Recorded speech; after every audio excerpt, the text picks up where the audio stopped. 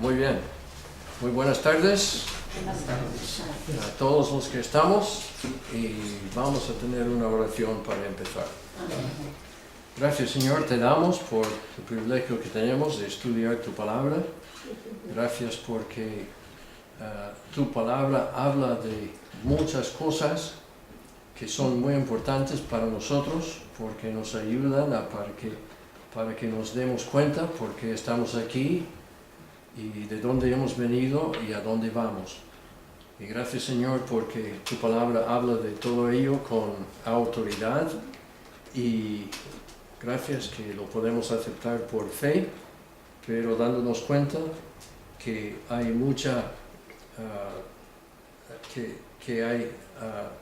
hay mucha evidencia detrás de todo ello para que sepamos que todo es verdad. Así que bendícenos en cuanto a la clase esta tarde, que podamos regocijarnos en todo lo que vamos aprendiendo en el nombre de Cristo. Amén. Muy bien, os doy la bienvenida aquí a esta tarde y también a una estudiante nueva de Laura, que está aquí con nosotros. Bienvenida. Que yo estuve leyendo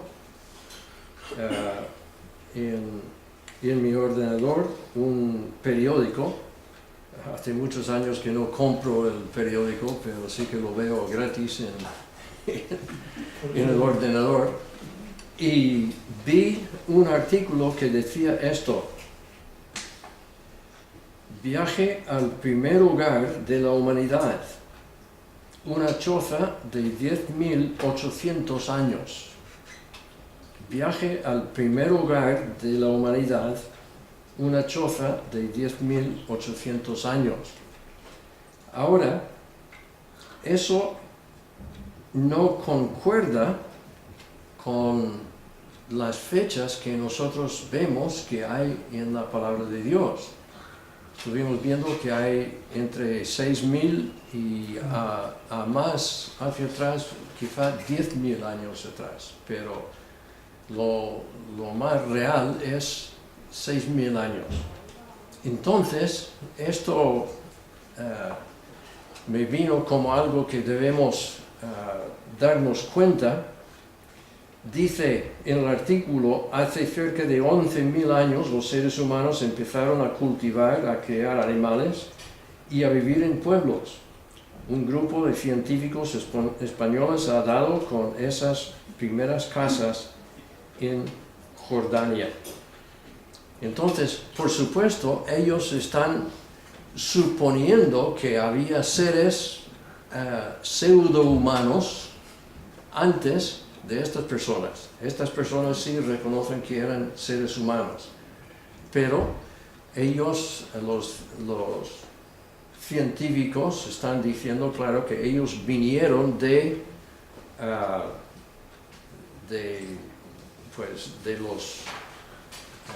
los monos y todo, que iban evolucionando a través de todo el tiempo y todo. Y entonces por fin ya habían evolucionado lo suficiente para que hace 11.800 años pudieron juntarse en un pueblecito y hacerse una choza para vivir juntos, y formar familia, etc. Y por supuesto sabemos que eso no es la realidad si aceptamos lo que la Biblia dice, porque fue hace unos 6.000 años y eran personas muy inteligentes. Adán, para nombrar a todos los animales, y el primer ser humano que Dios había creado. Dios no iba a crear a una persona deficiente de capacidad mental y esfuerzo y todo eso. Era el primer ser humano que Dios hacía, y de él iba, junto con Eva, iba a proceder toda la humanidad. Entonces, en realidad, desde entonces, la humanidad ha devolucionado, porque las mutaciones en el ser humano y todo pues han quitado o han metido problemas en el ser humano y todo. Así que eso tenemos que darnos cuenta que no es una realidad. Y entonces me vino a la mente otra cosa. Ellos hablan de que los dinosaurios son de no sé hace cuántos millones de años y luego desaparecieron por ellos no saben qué, de la faz de la Tierra. Ahora, esos miles de millones de años no existieron. Esos dinosaurios tenían que haber sido creados, ¿cuándo? La primera semana de la creación. O sea, era uno de los animales que Adán nombró. Estaban juntos con con Adán sobre la faz de la tierra. Y eso es algo que nosotros tenemos que cambiar el chip. Cuando vemos documentales y todo eso que hablan de todo ello, pues tenemos que reconocer lo que ellos están diciendo ahí no es la realidad según la Biblia. Todos esos animales que supuestamente vivieron hace miles de millones de años han vivido junto con los seres humanos que Dios creó ahí al principio. Así que vemos casi a diario artículos como este de cómo los animales han procedido de hace tantos miles de años y todo. Pero tenemos que reconocer que según la Biblia no puede ser. Así que eso es algo que quería comentar. Ahora vamos a hacer el control, pero antes quisiera preguntar si habría alguna pregunta sobre lo que estudiasteis. El control, por supuesto, nada más es de esta hoja, aquí, ambos lados. Yo sé que hablamos de otras cosas, pero el control no... Los elementos esenciales del creacionismo. ¿Perdón? Los elementos esenciales del creacionismo de tierra joven. Y es nada más la parte 1, donde toca el control. La próxima semana, pues, la parte número 2. Solamente eso es de donde vendrá el control. ¿Había alguna pregunta? Sí. ¿Sobre esta? Sí, lo único que analizo es que pues, quien narra la historia es Matthew Apostolf, ¿cierto? Él narra de que estuvo aprendiendo de esas personas, Robert McCaver y bueno, al inglés, que durante 15 años estuvo compartiendo con ellos y aprendiendo acerca de lo de la creación, pero tanto bíblicamente como científicamente puede decir. Y prácticamente narra de eso, pues ya con detalles, pero en sí trata sobre eso, lo principal pues para mí. Sí. Y hay que reconocer que este hombre, Apostolf, es más joven. Entonces estos otros son mayores que han sido sus profesores, digamos, y le han orientado en cuanto a todo eso. No sé cómo estamos ahora. Bueno. ¿Nuestro profesor? Sí, lo mismo. Y bueno, ya me estoy poniendo mayor, eso sí. Pero vosotros me vais persiguiendo. Es el consuelo que tengo. Es el consuelo que tengo, que me vais persiguiendo. que nadie escapa, Nadie. los cumpleaños cada año, ¿verdad? No. Nadie escapa. Así que, si nadie tiene... Cierto, es eso, el horario, es lo que entendí. Muy bien, entonces vamos a ir, y por supuesto, Laura no tiene que... ¿Ya?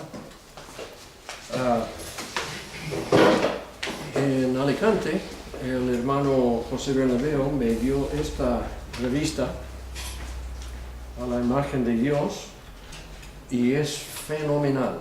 No sé si alguna vez podríais llegar a tenerlo, pero lleva nuestro punto de vista y todo es fenomenal. O sea, hay materiales por ahí. Luego un hermano de ahí me prestó este libro que yo no conocía. Es Génesis para hoy, de Andy McIntosh, ¿no?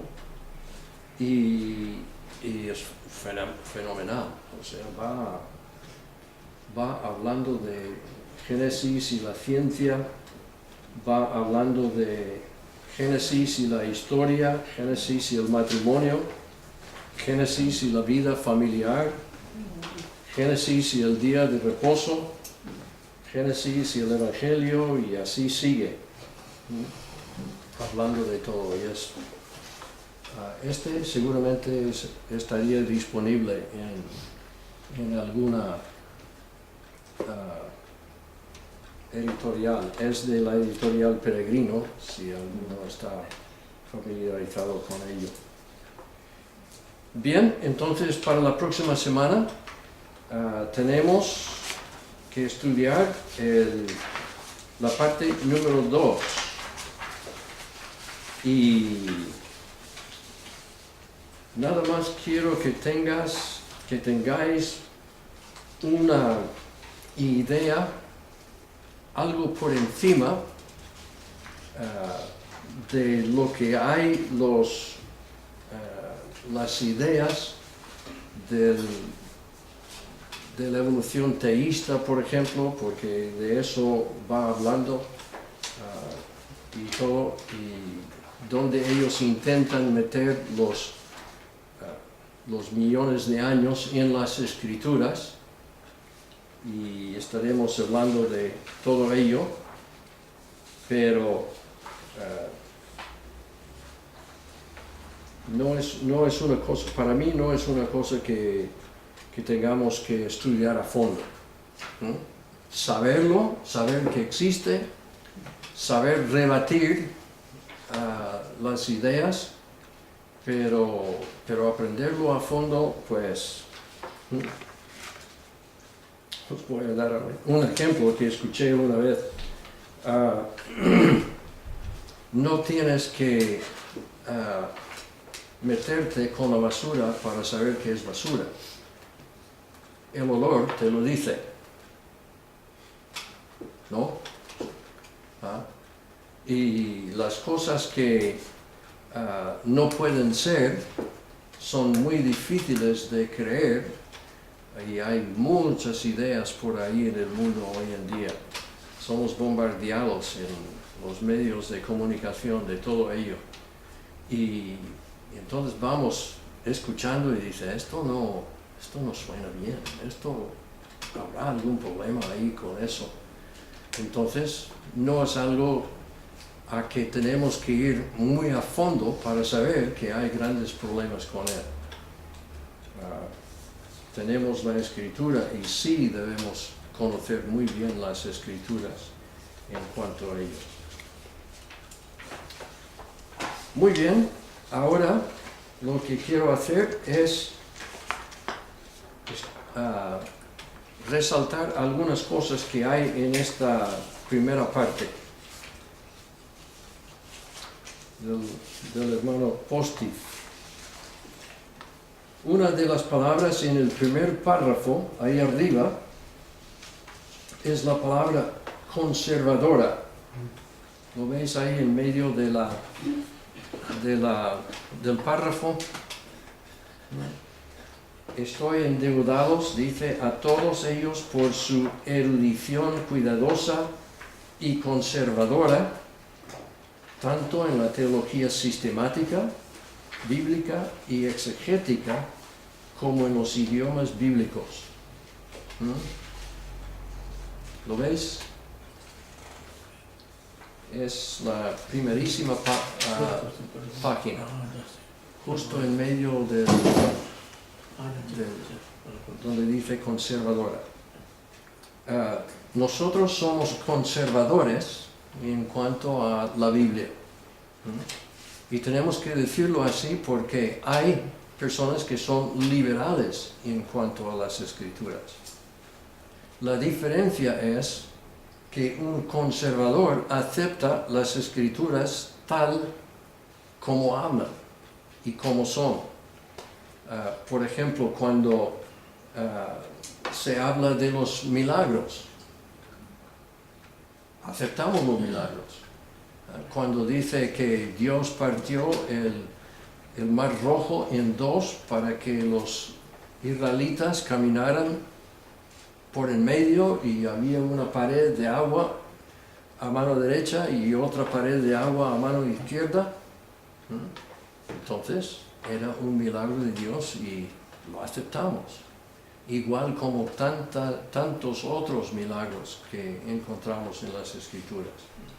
Y en ese sentido somos conservadores.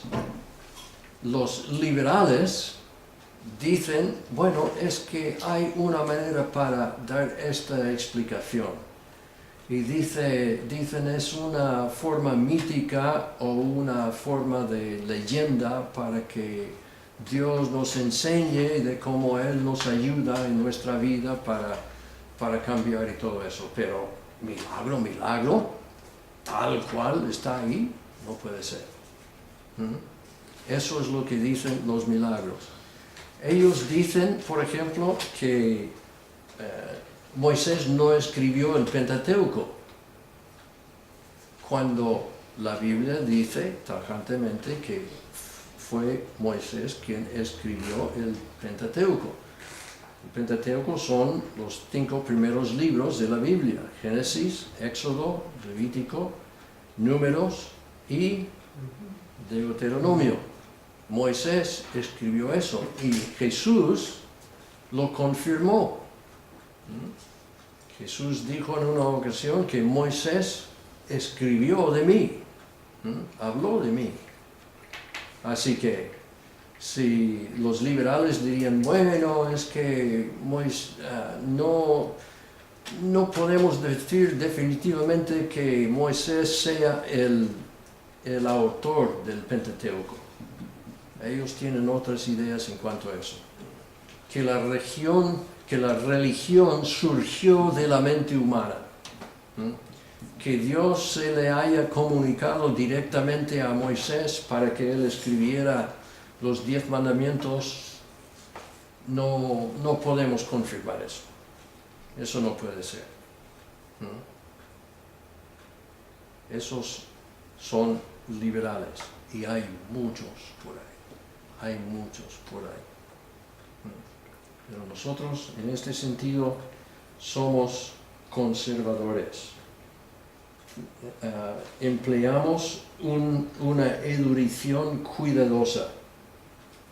La teología sistemática y bíblica es cuando cogemos temas en la Biblia y los estudiamos a fondo. Por ejemplo, la justicia de Dios, o Dios mismo, Dios Padre. Vamos por toda la Biblia estudiando el tema de Dios. Jesús. Vamos por toda la Biblia estudiando todos los pasajes que hablan de Jesús. El Espíritu Santo igual. El hombre y su condición delante de Dios. Su condición pecaminosa y cómo puede ser salvo y todo eso. Pues vamos a través de toda la Biblia. Eso es la teología sistemática, bíblica y exegética. O sea, vamos sacando de las Escrituras lo que nos enseña. No vamos intentando imponer sobre las Escrituras lo que queremos que las Escrituras digan. Hay muchos por ahí que hacen eso. Muchos.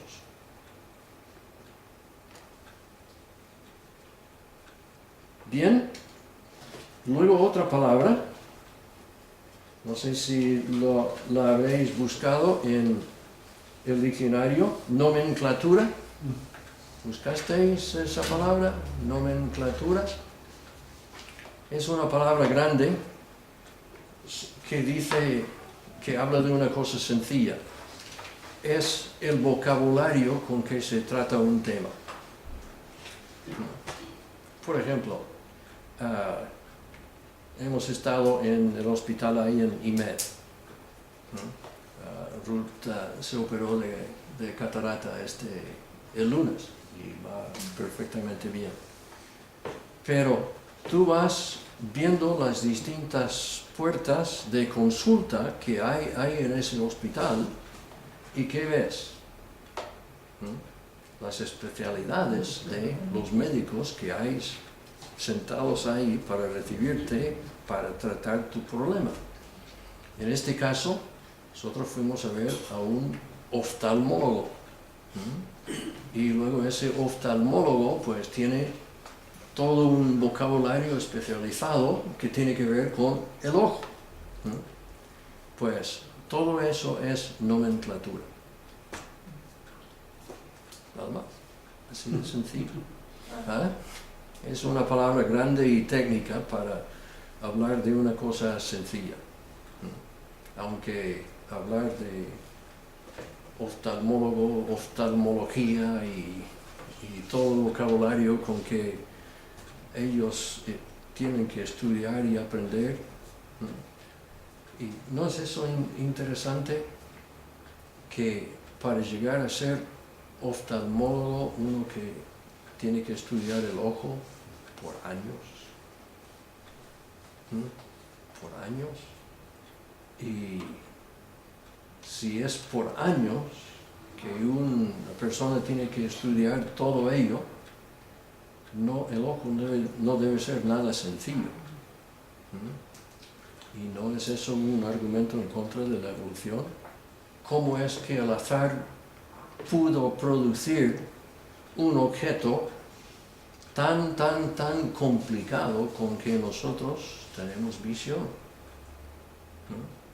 La visión que nosotros tenemos en realidad es un milagro. Vamos a hablar de ello más adelante, como habéis visto en la hoja de ruta.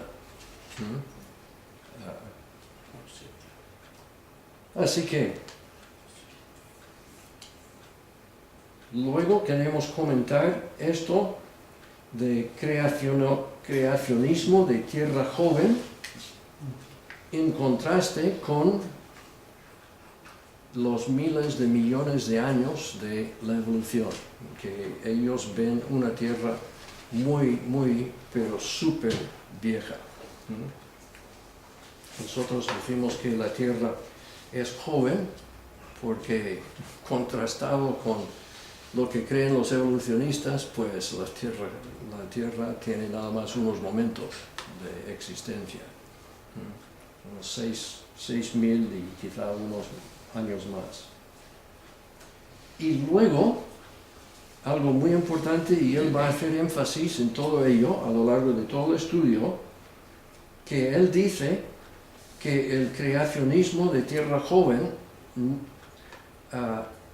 lo que estamos viendo ahí en los primeros capítulos de Éxodo, pues tienen que ver con toda la Biblia.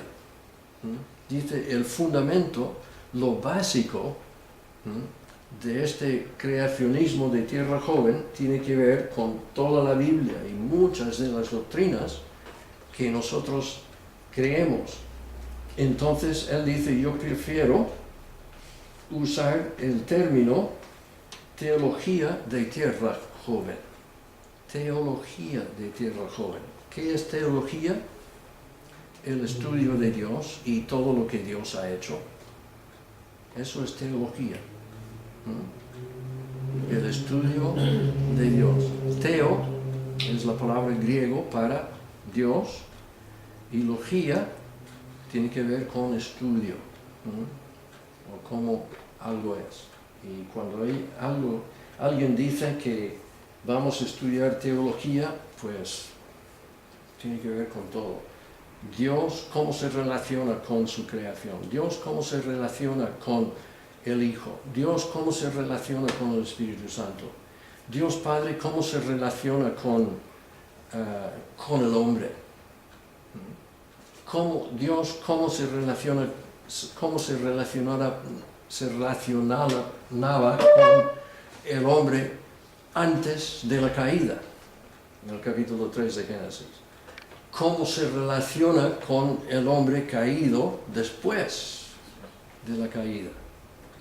Cómo Dios salva al ser humano. Todo eso es teología, ¿no? Todo lo que enseña la Biblia en cuanto a ello, ¿no? Teología de tierra joven. Luego dice, sus tentáculos, o sea, el creacionismo de tierra joven, que luego llega a ser teología de tierra joven, extienden hasta el Evangelio, la apologética.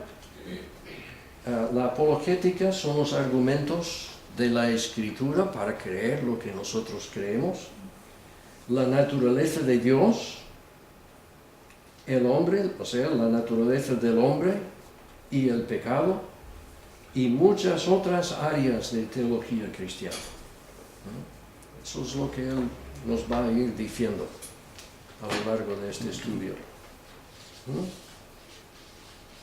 Y luego, 2 párrafos más abajo, dice, en la segunda línea, dice, yo sugiero que es una parte esencial de la fe. Hay muchos que dicen que no. Cuando decimos que algo es esencial para la fe, o sea, hay que creer eso para ser salvo.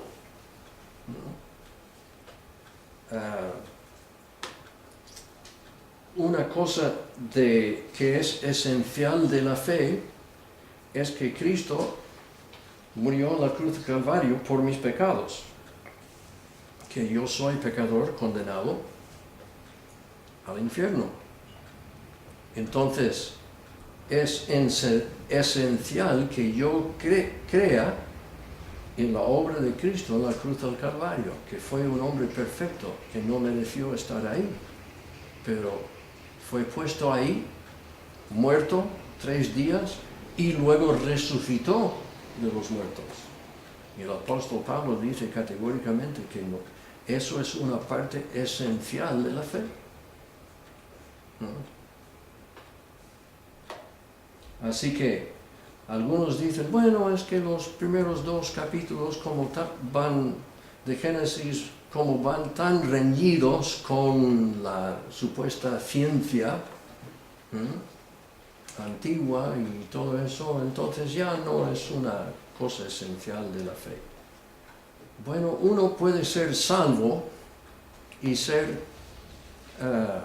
creer en la evolución teísta.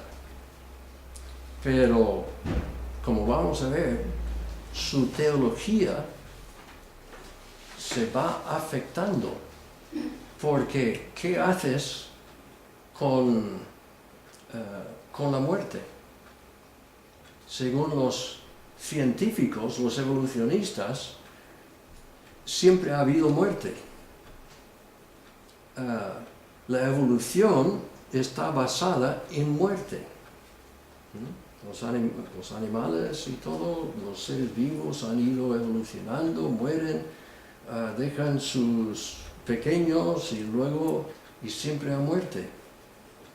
Pero la Biblia dice que la muerte empezó con un hombre. ¿Quién fue ese hombre? Adán. Adán fue el primer hombre.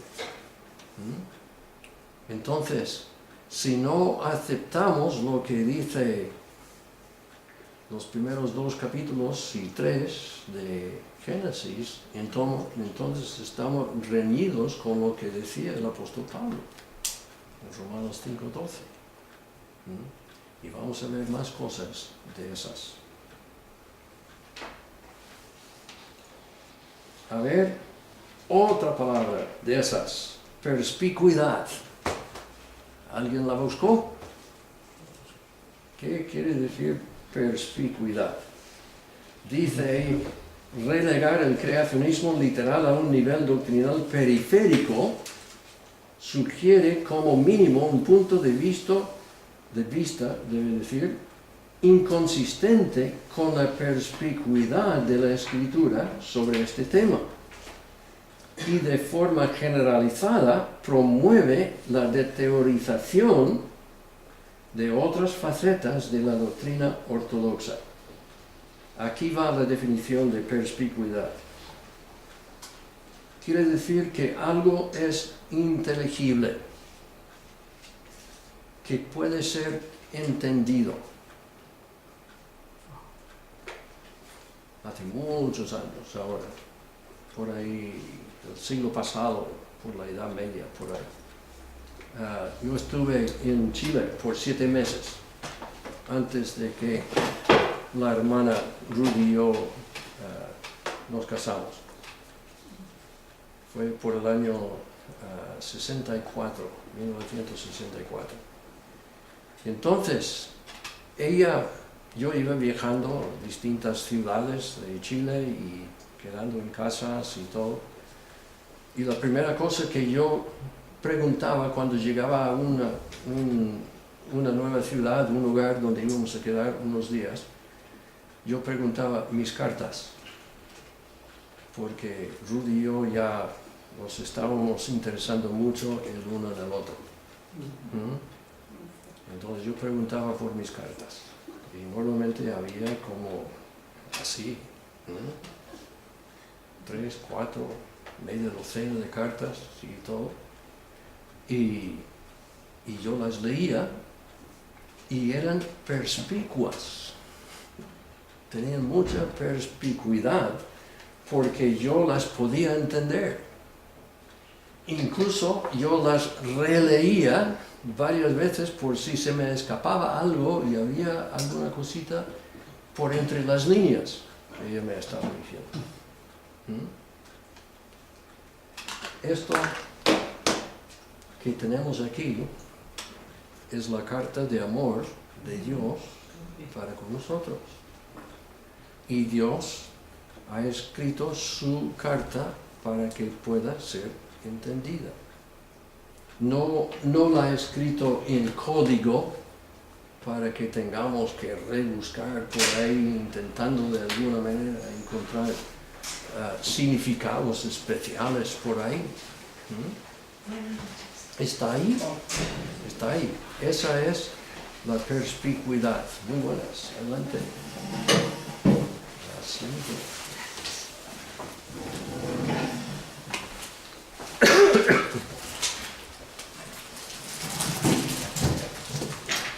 Estamos en la hoja de la primera parte.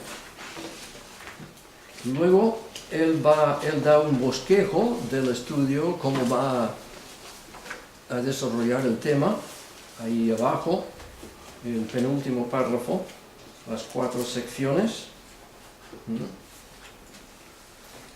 Luego, en el último párrafo ahí abajo, habla y dice: el creacionismo bíblico enfatiza lo que la Biblia enseña acerca de la existencia de Dios y su papel en crear sobrenaturalmente todas las cosas. Subrayar esa palabra, sobrenatural.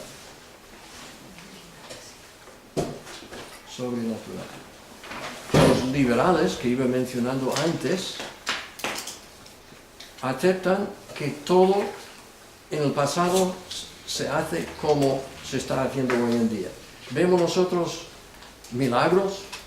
No, todo se está haciendo naturalmente, según las leyes del universo que la evolución ha puesto en marcha. La evolución. Esas leyes de dónde habrán venido.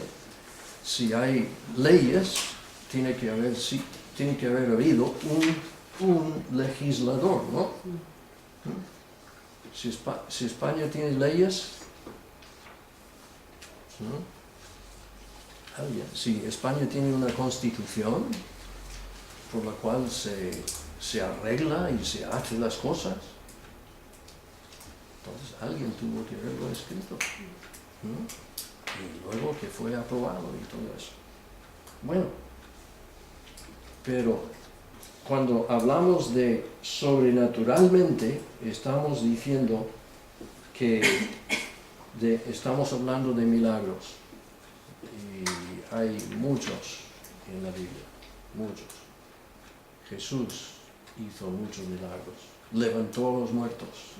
Pedro levantó a los muertos.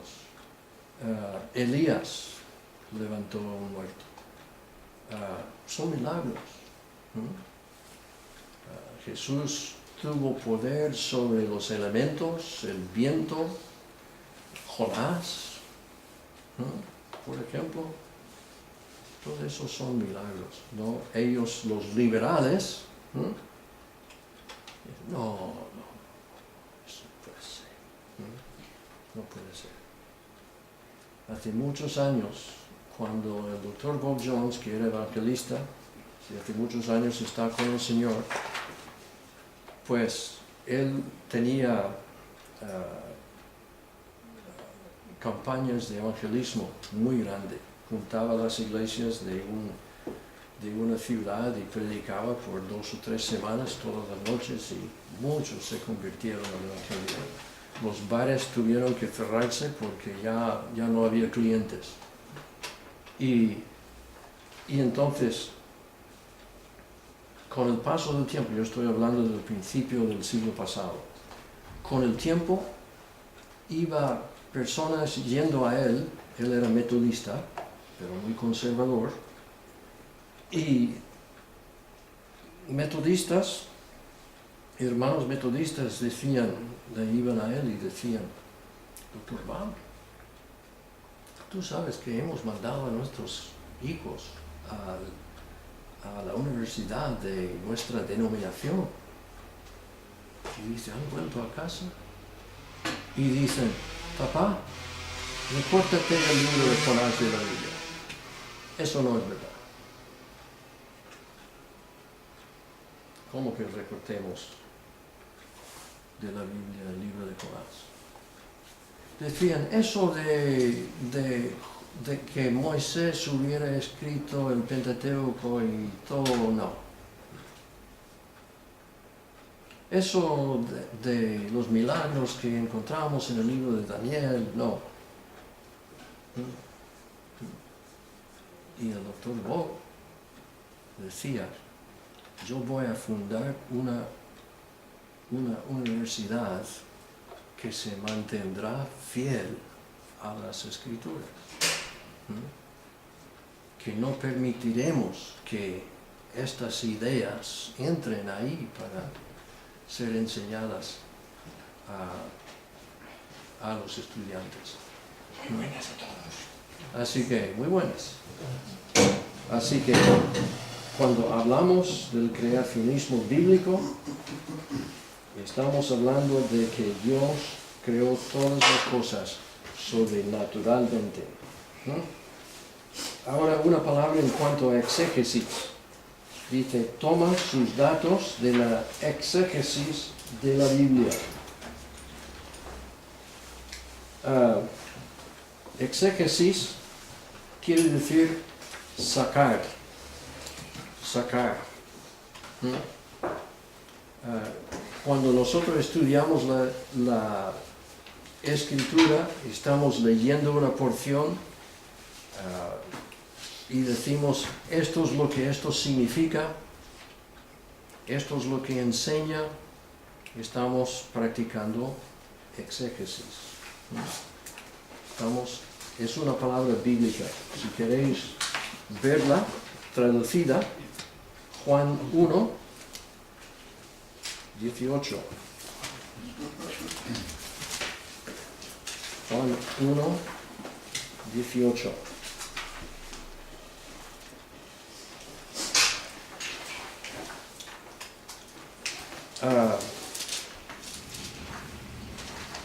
Dice, a Dios nadie le vio jamás. ¿Y eso cómo? Porque Dios es espíritu. Y estos ojos físicos míos no pueden ver un espíritu. ¿No? ¿O sí? ¿No? Aún siendo operado de cataratas y poniéndome microscopio y todo eso, no hay manera de que yo vea a Dios, es espíritu. Fijémonos, el unigénito Hijo que está en el seno del Padre, ¿de dónde ha estado? Con el Padre. No solamente con el Padre ahí al lado, sino en el seno del Padre. También espíritu, porque es Dios. Dice, Él, el unigénito Hijo, le ha dado a conocer al Padre. Y esas 4 palabras ahí, ha dado a conocer, es la palabra exégesis. La palabra exégesis en el griego. O sea, por eso, en el capítulo 14, Jesús pudo decir a sus discípulos, el que me ha visto a mí, ha visto al Padre. Yo y el Padre uno somos. Así que esto es algo muy importante, exégesis. Hay una palabra, eisegesis, que significa imponer sobre las Escrituras. Y eso es lo que hacen los liberales. Como ellos no pueden aceptar lo sobrenatural de la Escritura, entonces ellos tienen que imponer sus propias ideas sobre las Escrituras. Y eso es algo muy, muy, muy importante. Muy importante. Doctor Flaco, una pregunta, porque normalmente cuando la gente, por ejemplo, habla, o sea, uno habla con él, cuando dice que Dios, o sea, que Dios nos hizo a nosotros a su semejanza, en teoría deberíamos pensar que Él, su apariencia a lo mejor es como nosotros, ¿no? Me refiero... Es como nosotros en el sentido de que tiene personalidad. Ah, vale. Él es persona. Sí. Incluso hay 3 personas en la deidad. ¿Y qué tiene una persona? Piensa. Tiene poderes de comunicación. Puede transmitir sus ideas. Puede reproducirse. Un montón de cosas así, de esa manera. No está diciendo que Dios tenga cuerpo como nosotros. En ese sentido no. Pero Dios ve. Sí. O sea, como espíritu, ve a nosotros. La Escritura habla de los ojos de Dios, va viendo todo. Sí, escucha. Pero son ojos espirituales. Pero los califica en lenguaje que nosotros podamos entender, nomenclatura para vosotros que estuviste aquí antes, lo entenderéis. Y así puede oír. Todas esas cualidades que hacen que una persona, que alguien sea persona. Por eso es que no se le puede poner rostro a Dios. Por eso Perdón. Por eso es que no se le puede poner un rostro a Dios como otras religiones que le ponen su imagen. No tiene rostro. No sé. Pero luego Dios se hizo hombre. Y lo maravilloso, cuando estamos leyendo los evangelios, la gente tenía delante al que había venido de Dios y le decían, ¿tú quién eres? ¿Tú quién eres?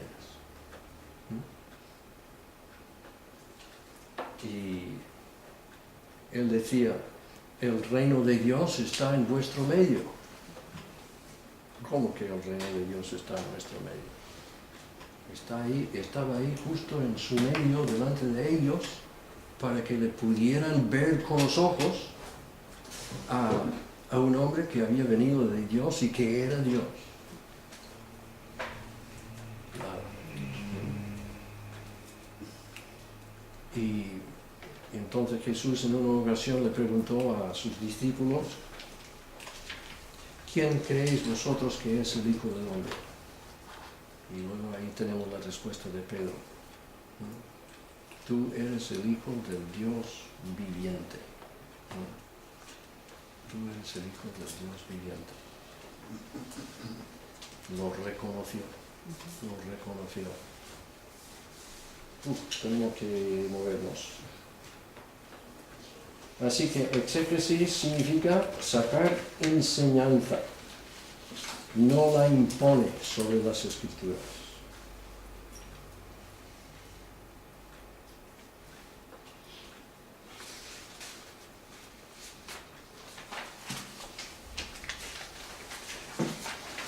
Ahí atrás. Luego tenemos otra vez esa palabra sobrenaturalmente. El creacionismo, ese primer párrafo, bueno, el segundo párrafo, el primer párrafo después del título creacionismo bíblico. Hoy, el punto de vista bíblico creacionismo más común es el creacionismo de tierra joven.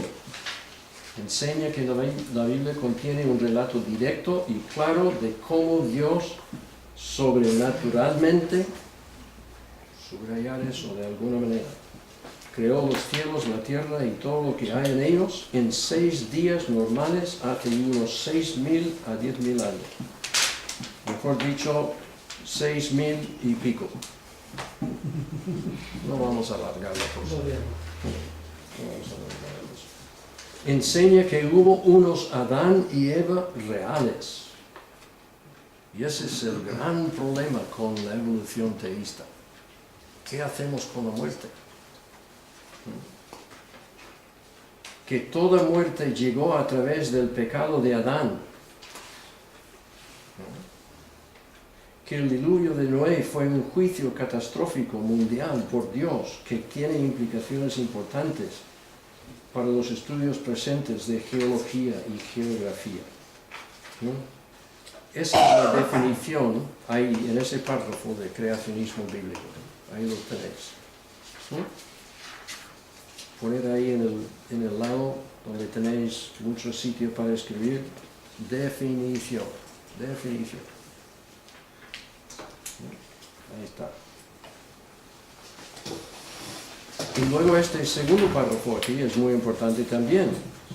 De acuerdo con este punto de vista, la interpretación de los datos científicos históricos u observacionales debe traer a colación los datos bíblicos y no al revés. Porque lo que dice esta próxima oración, la Escritura es un testigo suficiente de la creación. Subrayar eso.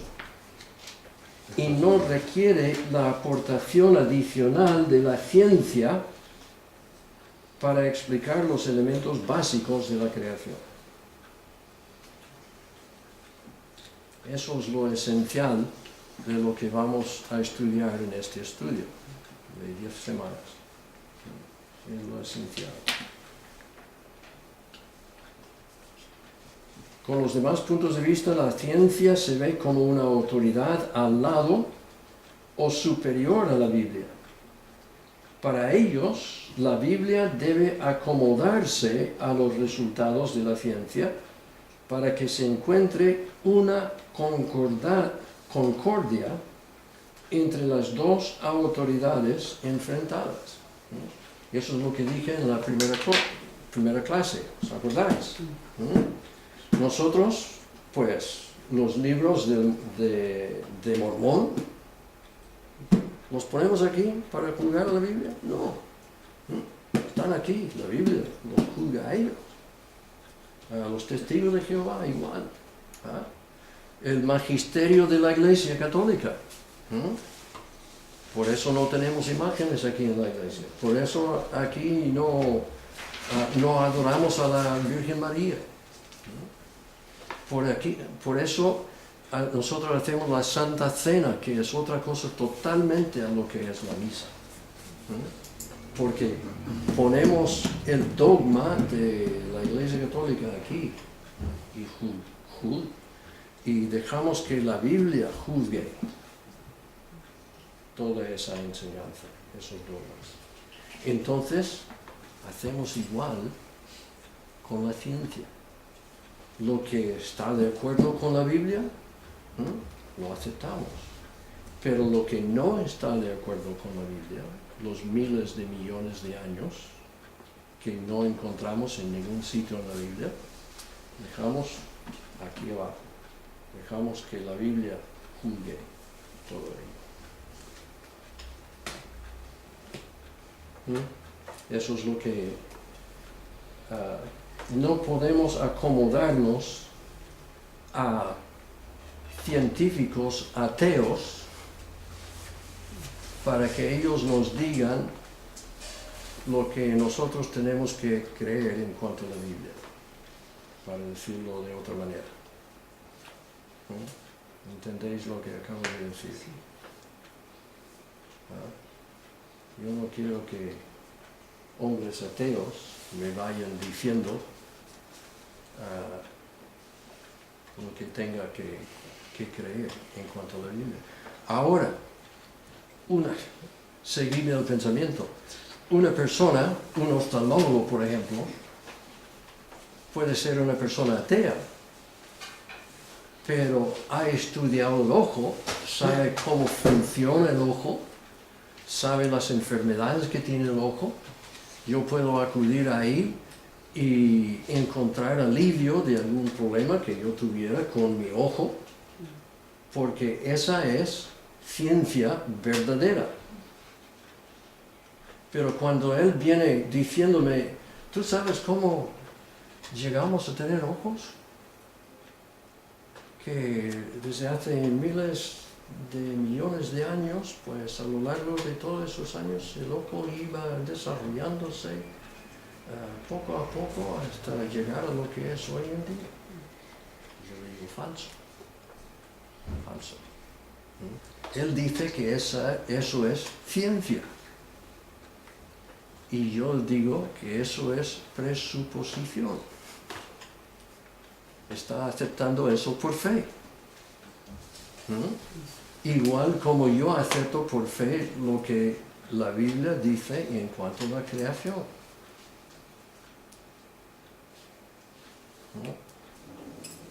Estáis muy callados. Pero así son las cosas.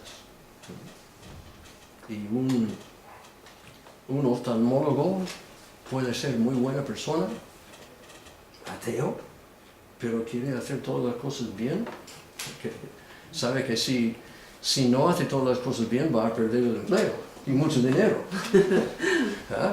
Así que hace las cosas bien. Pero si él intenta decirme lo que yo tenga que creer en cuanto a cómo llegó a tener un ojo en la cara, pues no. Luego un comentario en cuanto a la Biblia de referencia Scofield, que él menciona ahí.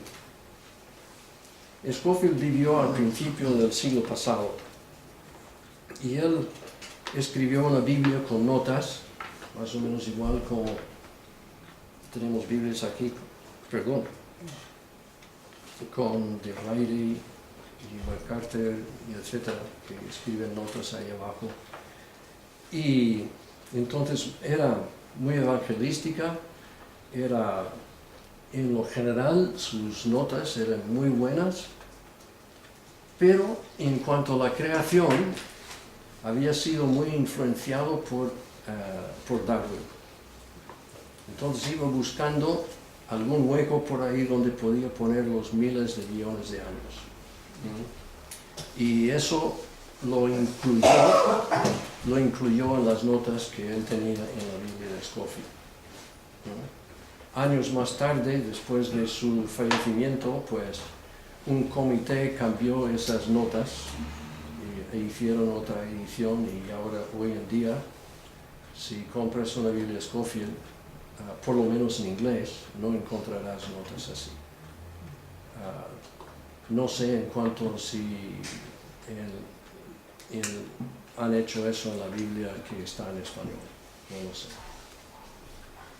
Pero yo me crié cuando era joven con una Biblia de Scofield y había esas notas ahí y yo me pregunté, ¿eso cómo puede ser? No, me chocaba un poquito, pero no tenía ninguna respuesta.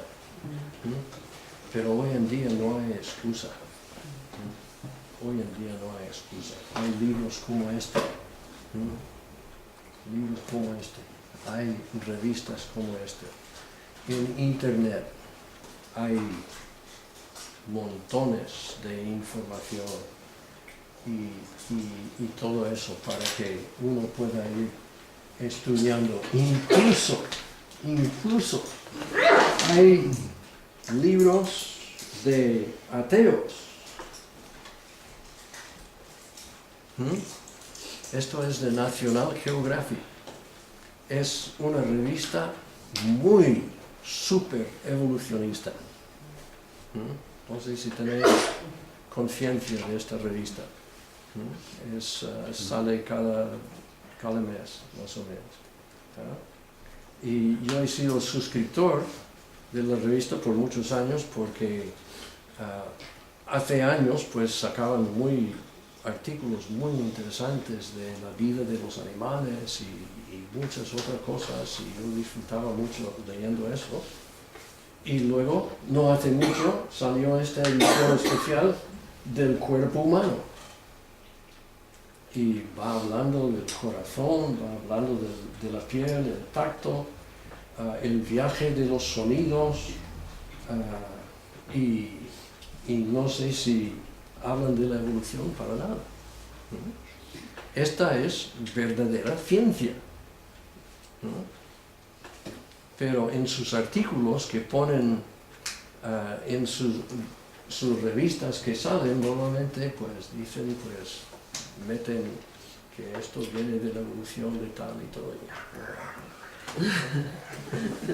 Yo me enfado y en fin, tienes que reconocer que así son, igual como los documentales que ves en la tele y todo eso. ¿Vale? Eso. Entonces, para la próxima semana tendremos un estudio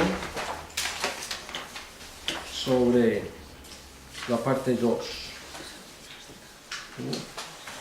El creacionismo científico, o sea, el creacionismo según los científicos del mundo.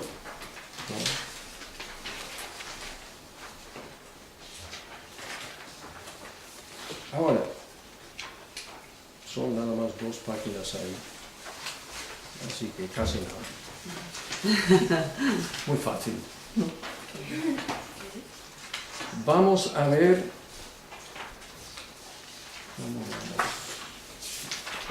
esta hoja, modelos, para explicar lo que hay.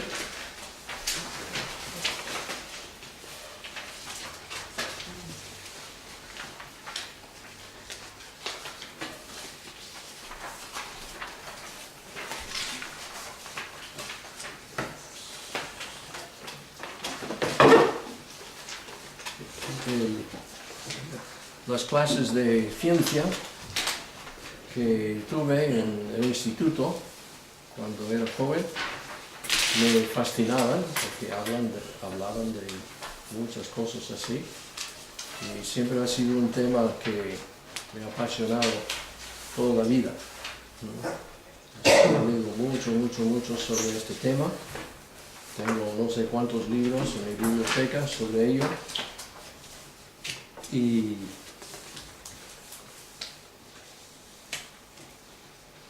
esta hoja la hice hace bastantes años ahora. Algunos de vosotros la habríais tenido antes. Y en un momento quería hacer un síntesis, un resumen, digamos, de esto, y entonces saqué esto. Modelos para explicar lo que hay. Hablamos la semana pasada de evolucionismo y creacionismo. Las dos cosas son asunto de fe. Pertenecen al campo de religión, si quieres, porque son asuntos de fe. Los científicos del mundo no quieren aceptar eso. Ellos dicen porque la ciencia ha comprobado la evolución. Eso es mentira. No la tienen comprobado. No la tienen comprobado. Nadie estuvo ahí para observar el Big Bang. Eso es un supuesto. Y un supuesto, se supone, ¿os acordáis, Pía? Se supone que tu profesor te lo dijo. Cómo cayó cómo se reveló ahí cuando dijo eso. Y eso no han comprobado cómo los seres inertes se han cambiado en seres vivos. Eso no es comprobado ni mucho menos. Y no vemos la evolución funcionando hoy en día. Jesús dijo en una ocasión, Juan, es en el Sermón del Monte, dice, ¿qué hombre de vosotros? No.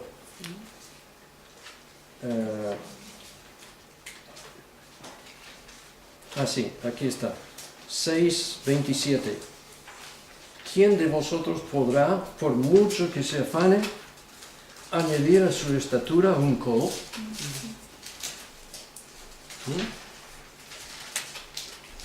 Y dice, a mí no me gusta la oreja que Dios me ha dado. Pues empiezo a pensar de ellos, oreja, tienes que cambiarte. Y quiero que en mi hijo, que no tenga una oreja como tengo yo. Quiero que esa oreja se cambie. A mí no me gusta el brazo, así que me corto el brazo y a ver si mi hijo, que nace después, tendrá brazo o no. ¿Va a tener? Sí. Va a tener un brazo igual como yo tenía. O sea, nosotros no podemos, por el esfuerzo que quisiéramos, hacer cambios en nuestro propio. Aunque quisiéramos.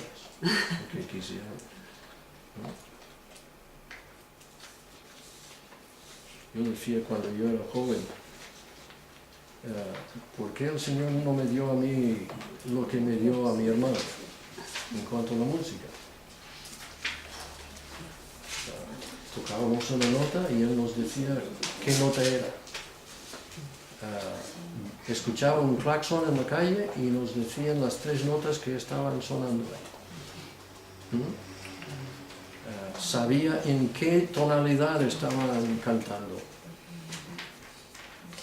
y luego escuchaba algo en la radio y iba al piano y lo tocaba, ¿no?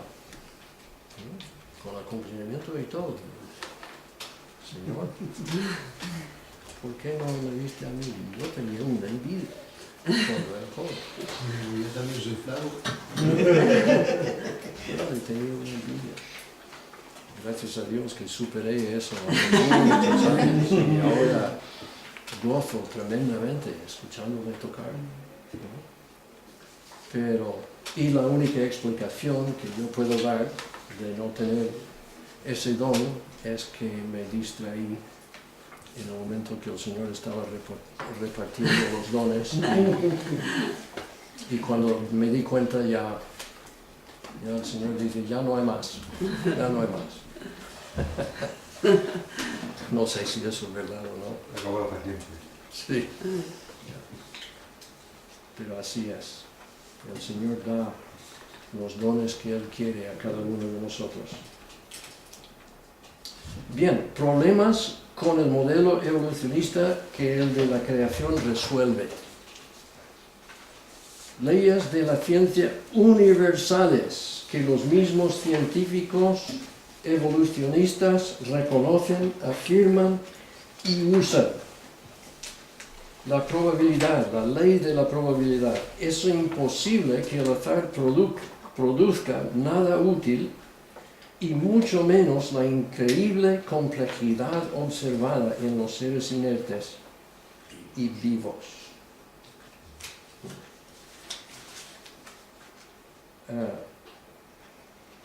En la molécula de nuestra ADN dicen que es toda una biblioteca de varios centenares de libros, una pila de libros que va así. La información que hay ahí en el ADN, que está comprimida dentro de todas las células de nuestro cuerpo.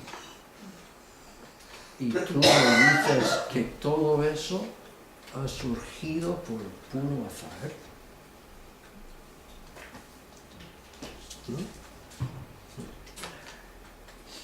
La razón que yo no juego la Navidad, todo eso, es porque no me toca nunca. No me tocaría. Así que mejor invierto ese dinero en algo útil donde yo sé que voy a recibir algún interés, algo así, porque es malgastar el dinero. El azar no produce nada bueno, la probabilidad. La primera ley de la termodinámica, que quiere decir nada hoy se está creando ni se destruye, sino que todo se está preservando en una forma u otra. Por ejemplo, yo meto gasolina en mi coche, ¿no? Es una sustancia que tiene mucha energía. Ahí me puede llevar con un depósito lleno, puedo ir a Valencia y volver y bastantes kilómetros más. Puede calentarme en el invierno y todo eso. Lleva el coche de maravilla. Pero mi coche convierte esa gasolina en calor, que luego ese calor es transformado en calor y otras sustancias, vapor y todo, y los de aquí arriba, ¿cómo se llama? Donde vas para tener las inspecciones ITV, no quieren que haya nada más, ahí nada más vapor, ¿no? Y como mi coche es un poquito viejo, pues todavía tiene algo de eso ahí. Se quejan. Pero en fin, ahí está. Esa energía se convierte en algo que ya no es utilizable. No puedes correr detrás de mi coche y recoger toda esa energía ese calor que va saliendo del tubo de escape. No es posible. Se ha convertido, está ahí, pero ya es una energía que no se puede usar. Entonces es eso lo que está diciendo. La segunda ley de la termodinámica dice que todos los procesos tienden a ir en la dirección más aleatoriedad, o sea, azar o desorden. La utilidad de energía en un sistema pierde su utilidad. Todo se descompone, envejece y muere. Esta tendencia al desorden no puede producir seres cada vez más complejos. La Biblia dice que esto se impuso sobre el universo por el pecado del primer hombre después de que fuera creado perfecto. Todo era bueno en gran manera. Por eso las enfermedades, cataratas y toda la cosa. Por eso compras un coche nuevo y en unos cuantos años este coche tuve un problema el otro día y lo llevo al mecánico y dice, bueno, vamos a ver qué es, porque este coche ya no hay piezas de recambio. Por lo menos aquí en España. Es un Mitsubishi, es de Japón, al otro lado del mundo. Vamos a ver. Luego otra ley es la ley de la biogénesis. Bio es vida, en griego. Génesis es principio. Así que la ley del principio de vida. Y esa ley, dicen los científicos ateos, que la vida solo viene de vida. Entonces se contradicen, ¿no? Totalmente. Lo que estoy diciendo. Claro. Lo que estoy diciendo. Contradicen sus propias leyes. ¿No? O sea, ellos dicen que la primera ley de la termodinámica, no, es que la creación se está reproduciéndose. El profesor de Pia lo dijo en sus escritos. Lo dijo. Otra ley es la ley de la gravedad. Bueno, ahora, eso nos lleva a un término que se llama complejidad irreducible. Complejidad irreducible. Y ahora, mi ratonera.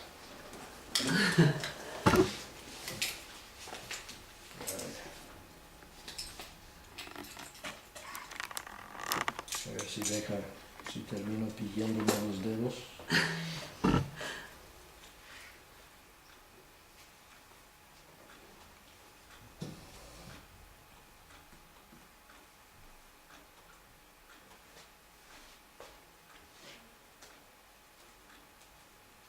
Ponemos aquí un poquito de Queso. de queso, ¿no? Crema de mantequilla, ¿no? Pero dice la señora a quien compré esto, dijo, es que aquí en Elche los ratones son muy listos, y hay que tener mucho cuidado en lo que pones ahí. Y no me acuerdo lo que me dijo que no debería poner ahí. No recuerdo la palabra que dijo, pero dice, si le pones eso, dice, no los vas a coger. Pero, en fin. Ahora, aquí tenemos algunas piezas. Tenemos un chasis muy importante, porque estas piezas están cogidas al chasis. Tenemos un muelle, o sea, un alambre aquí fuerte, cogido por un muelle que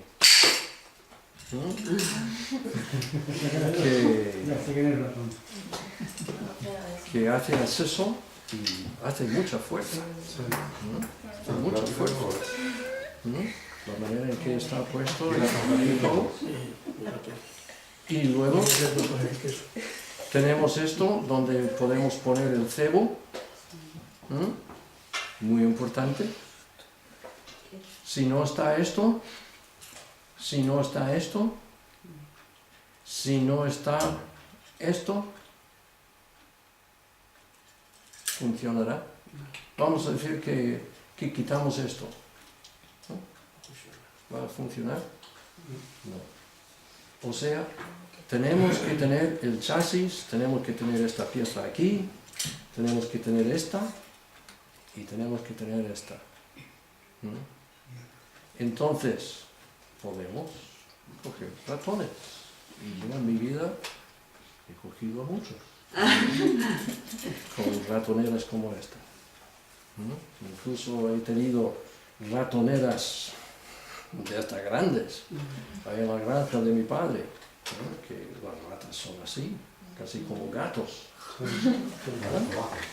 Y son difíciles de matar. Íbamos tras ellos con...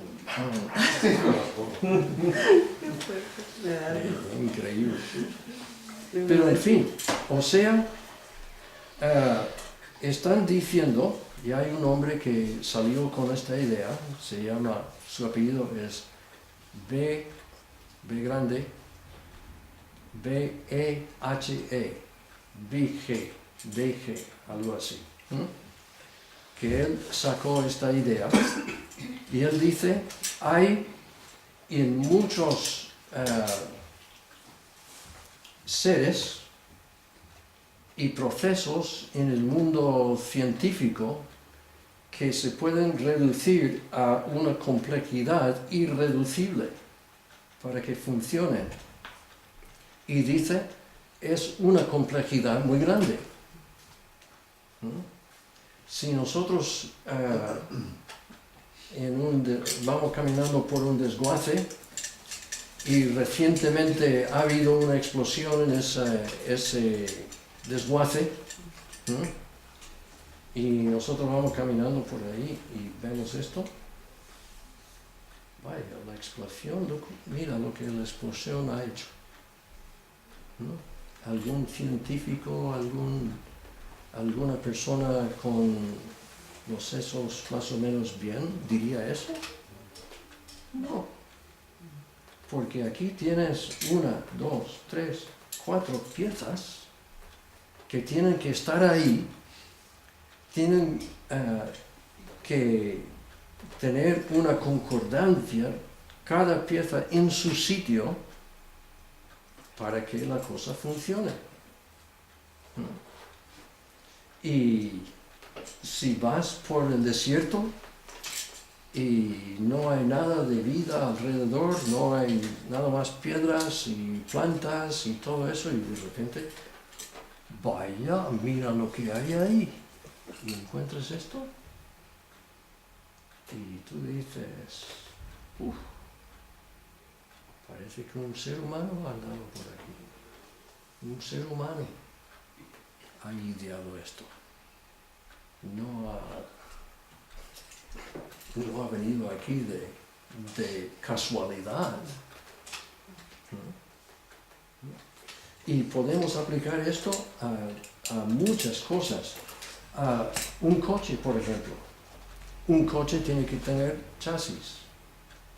Un coche tiene que tener motor.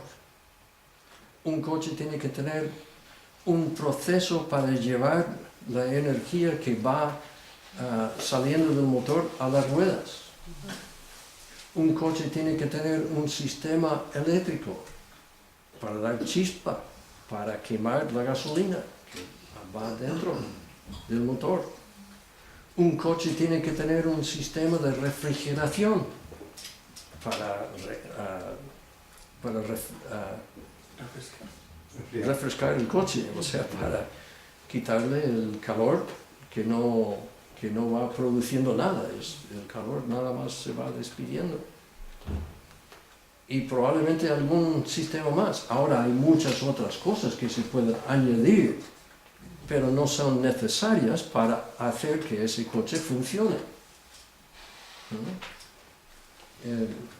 Mi padre, cuando era joven y estaba saliendo con una chica, dijo que vivía en el campo, y él dice, mi padre me prestó su coche, y era un Ford de estos viejos, que dice yo tenía que arrancarlo de esta manera. Ahí delante, y dice, una noche yo fui para verla y hacía un frío que pelaba mucho, no sé, 10, 15 bajo cero, ahí, y dice, tuve que arrancar el coche así, qué frío. Ahora, eso no es necesario para que el coche funcione, pero estas otras cosas sí. Entonces es necesario una complejidad irreducible para que podamos disfrutar de un coche. El ser humano es igual. Nosotros tenemos un chasis, que es nuestro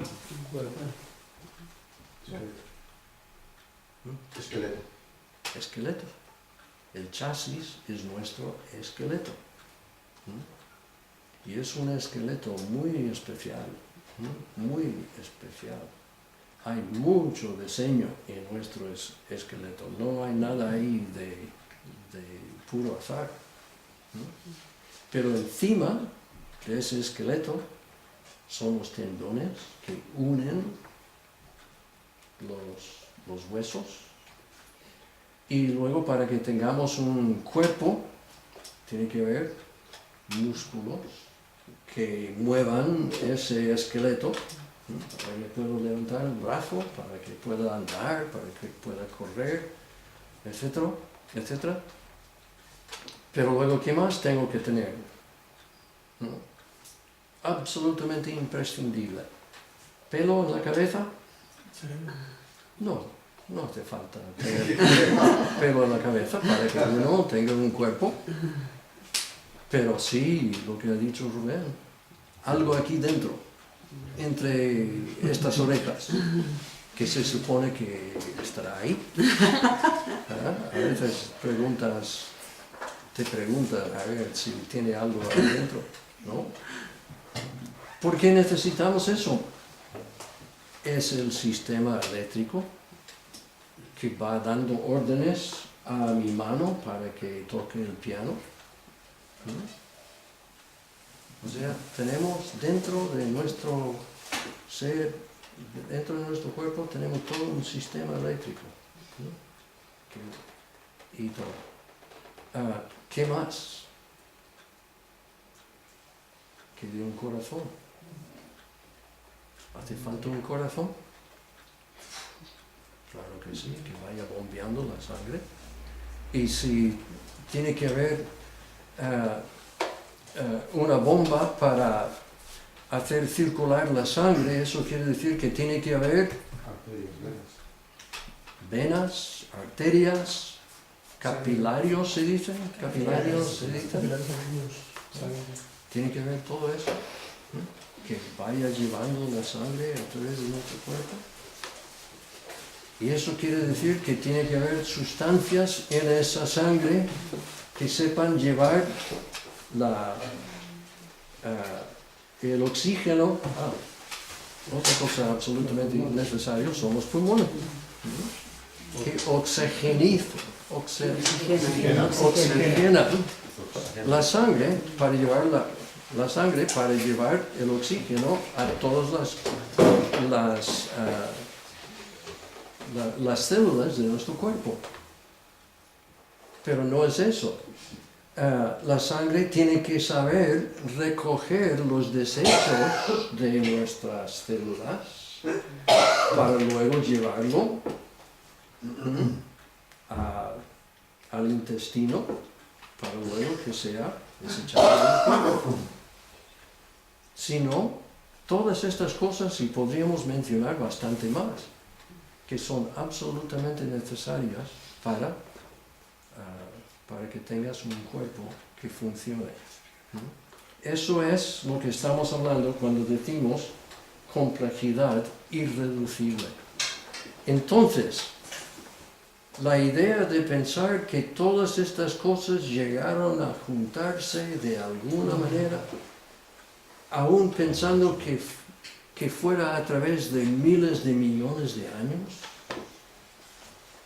me produce en mí una incredulidad tremenda. No es posible. No es posible. El azar no crea.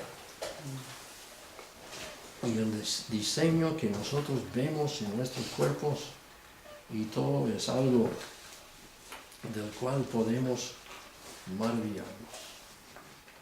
La piel que nosotros tenemos, sin piel no habría manera de vivir. No habría manera de vivir.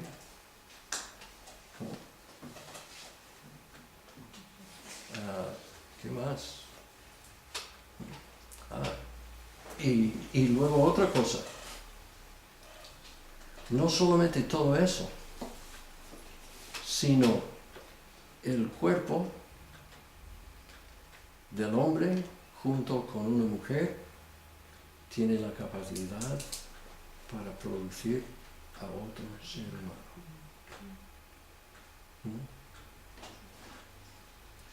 A veces hay una señora, creo que, no sé si es señora o señorita, ya tiene algo de edad, pero aparcan su coche ahí al lado del mío, ahí en el garaje donde aparcamos el coche. Y ella no se preocupa para nada en cómo mete su coche ahí. O sea, a veces está así, a veces está así. Ahora está así y apenas hay así de lugar entre su coche y el mío para que yo pueda entrar y abrir la puerta y todo. Y yo he dicho a Ruth varias veces, dice, estos coches que están aquí durmiendo juntos, algún día vamos a venir aquí y va a haber cochecitos aquí por todo el garaje.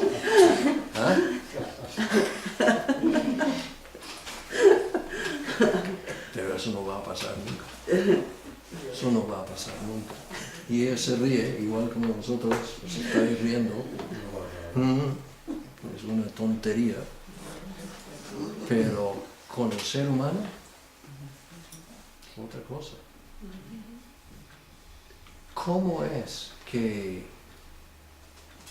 la sexualidad pudo llegar a ser lo que es para que el ser humano continúe, se reproduzca? Eso hace unas complicaciones tremendas. El hombre tiene algunas cosas y la mujer tiene otras cosas complementarias. Entonces nos casamos, podemos tener hijos, que luego ellos pueden tener hijos, y así ha sido desde Adán. Pero ver que esto haya surgido de la casualidad, no hay manera. No hay manera. Así que eso es lo que teníamos para esta noche. Y muchas gracias por vuestra atención. Y se está colgando en YouTube los estudios. Aquí los vamos grabando.